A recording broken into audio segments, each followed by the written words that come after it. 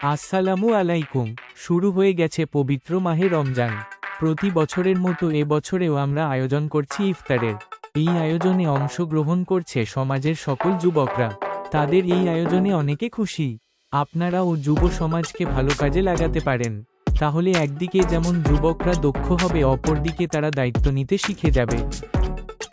আজকের এই আয়োজনে যাহারা অর্থ, শ্রম ও বুদ্ধি পরামর্শ দিয়ে আমাদের সাহায্য করেছেন তাদের সকলকেই অসংখ্য ধন্যবাদ।